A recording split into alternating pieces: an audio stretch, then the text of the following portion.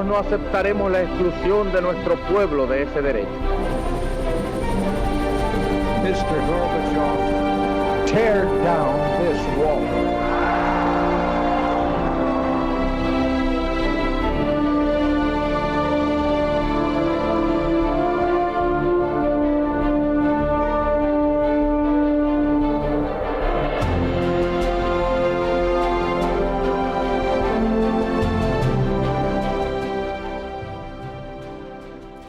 Muy buenas noches, señoras, caballeros, bienvenidos a Tiempos Modernos. En la historia de España sucede alguna vez que nos da por rompernos. En fin, es una cosa que ha pasado en varias ocasiones y la más descabellada, con toda seguridad, fue la de la Primera República, la rebelión cantonal, cuando un buen número de provincias y ciudades de España decidieron hacer la República independiente de su casa.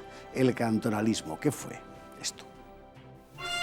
Los años locos de la Primera República Española entre febrero de 1873 y diciembre de 1874 fueron escenario de un fenómeno insólito, el cantonalismo, es decir, la insurrección de ciudades que se proclamaban independientes y que reclamaban su derecho a federarse libremente o no en una República Federal Española.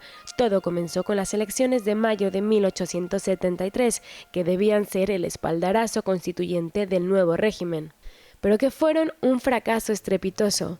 El número de votantes no llegó al 40%. La gran mayoría de las fuerzas políticas resolvió no presentarse y así la victoria fue para un partido, el Republicano Federal, que distaba de representar a la sociedad española.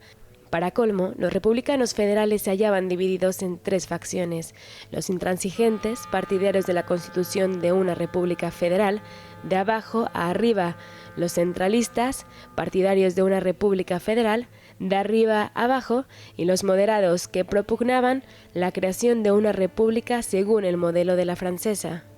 La República se constituyó formalmente como federal, pero no fue suficiente. El 1 de julio de 1873, los intransigentes abandonan las Cortes, constituyen en Madrid un comité de salud pública y llaman a la rebelión cantonal en toda España.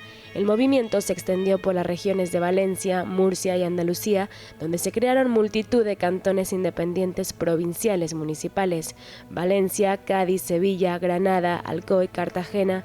En casi todos ellos se abolió el ejército, que fue de inmediato sustituido por milicias cantonales. El gobierno republicano encabezado por Pi y Margall fue incapaz de detener la rebelión cantonal. Los moderados le retiraron su apoyo en las Cortes y fue sustituido por Nicolás Salmerón. Su máxima, la defensa del imperio de la ley, lo cual se traducía en la práctica en destituir a los alcaldes y militares que habían apoyado el movimiento.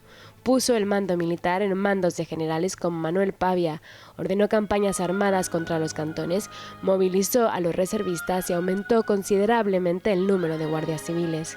Los cantones no aguantaron el envite.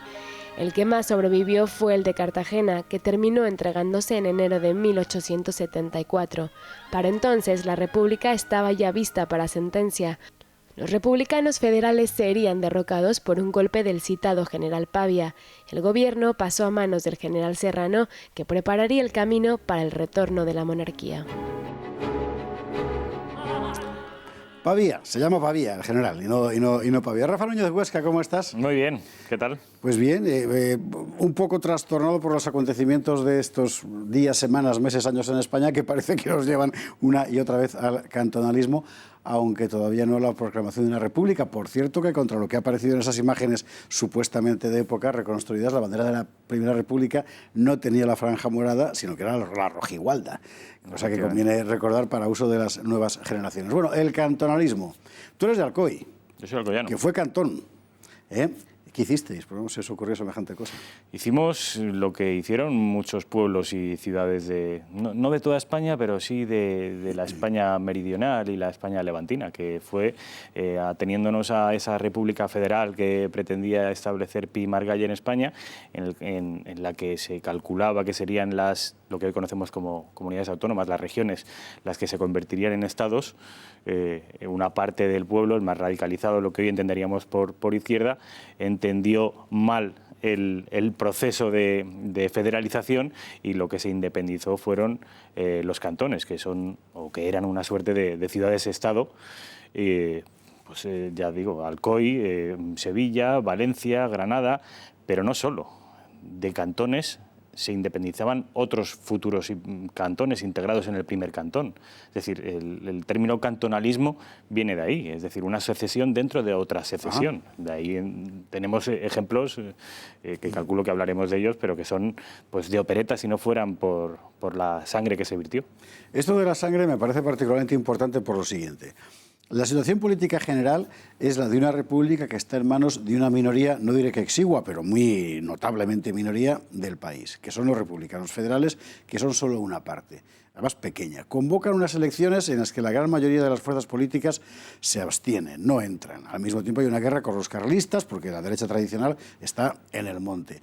Esta pequeña minoría monta un sistema a su imagen y semejanza, aplicándola sobre el resto de la población que no comulga con sus principios. Y aún así, esa pequeña minoría va y se escinde, que son los republicanos federales. Y lo que me asombra en este proceso es la pasividad absoluta del resto, de monárquicos, republicanos moderados, en fin. Es cierto que, como bien adviertes en el vídeo, la España que se impuso en aquellos meses, porque hay que recordar que la Primera República dura escasos 11 meses, no se parecía en absoluto a la España real. Fue una España impuesta desde arriba, a imagen y semejanza de los republicanos federales, que salió como salió precisamente por no encarnar en absoluto la forma de entenderse a sí mismo del pueblo español.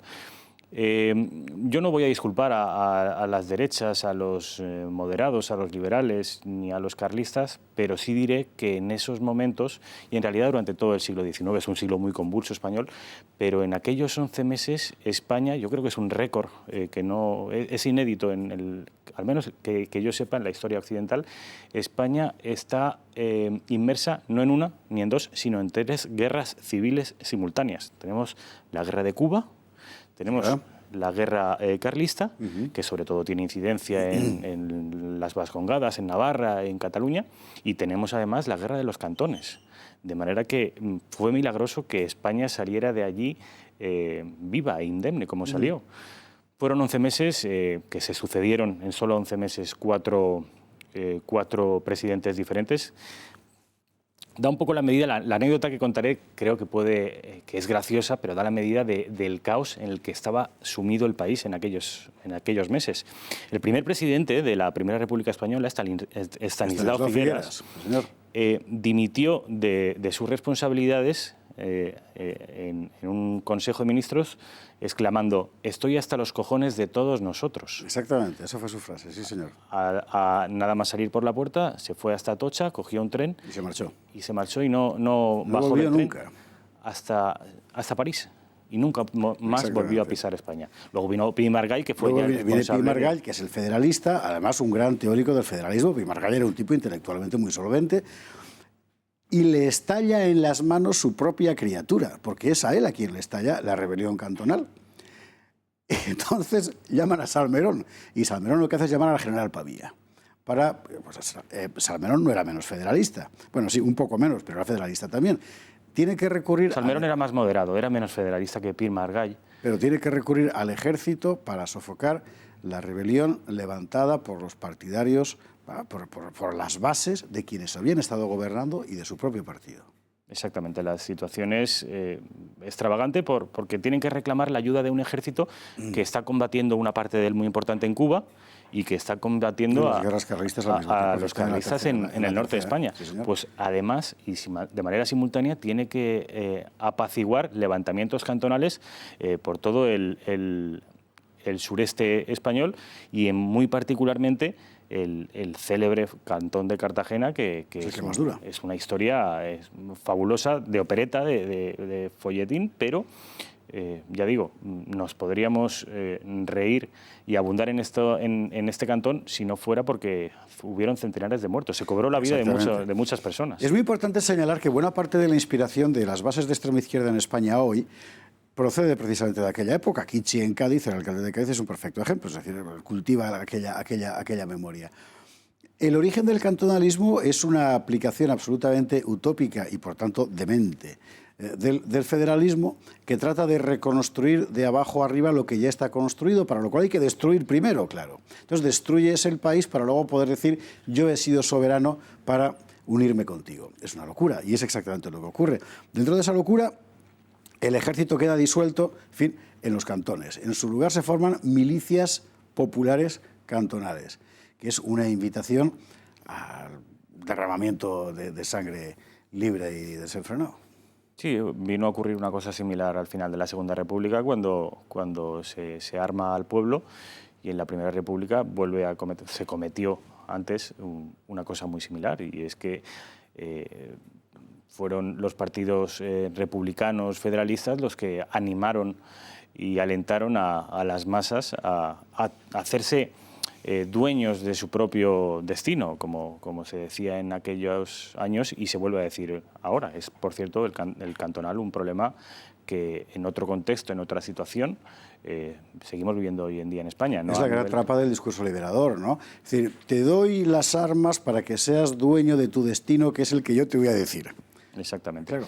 Y el problema, lo nuclear del problema, a mi juicio, y se ha señalado al principio, tiene que ver con un modelo de Estado o un modelo nacional que nada tenía que ver ni con la sociedad de aquella época ni con la herencia histórico-cultural del país. El país venía de modelos muy diferentes al de... Parece que a Pi Margall, que era un gran intelectual, sobre el papel, en la teoría, le funcionaba y le encajaba ese modelo para España, pero ni tuvo apoyo social, apenas tuvo apoyo político, y la plasmación práctica de esa teoría fue desastrosa. Si quieres, hablamos a mí me llama mucho la atención... Tienes un minuto para hacerlo, así que... Tengo solo un minuto para hacerlo. Sí. El caso de Cartagena, que fue el más paradigmático del cantonalismo, fue un caso que, como bien has dicho, duró incluso acabada la Primera República, y atacó la ciudad de Alicante, bombardeó la ciudad de Almería. Es decir, lograron un ejército popular bastante poderoso, bastante musculoso. Incluso hicieron incursiones tierra adentro y llegaron hasta Chinchilla, donde allí fueron frenados por las tropas del gobierno. Pero supuso una amenaza muy real. Incluso tuvieron contactos con el presidente de los Estados Unidos, que se pensó muy mucho el ofrecimiento de los cartageneros, que le pedían al presidente norteamericano cobijo estatal para su proyecto nacional, y estuvieron muy cerca de dárselo. Qué interesante. Cuando Barcelona quiso ser independiente en la Guerra de los Segadores, terminó pidiendo cobijo a Francia. Cuando fue Cartagena, terminó pidiendo cobijo a los Estados Unidos. Qué cosas. Eso pasa por irse de la madre. 20 segundos para darme una respuesta que me vas a, en fin, decir de todo por meterte en semejante brete. ¿Aquello fue un episodio concreto vinculado a un régimen mal construido o, desde tu punto de vista, forma parte del carácter nacional español?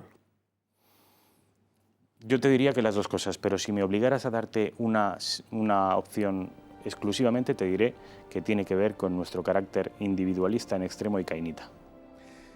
Pues esperemos que seamos capaces de dominarlo, mi querido Rafael Núñez Huesca. Muchísimas gracias por estar con nosotros esta noche, y a ustedes, como siempre, les espero en una próxima edición de Tiempos Modernos. Gracias.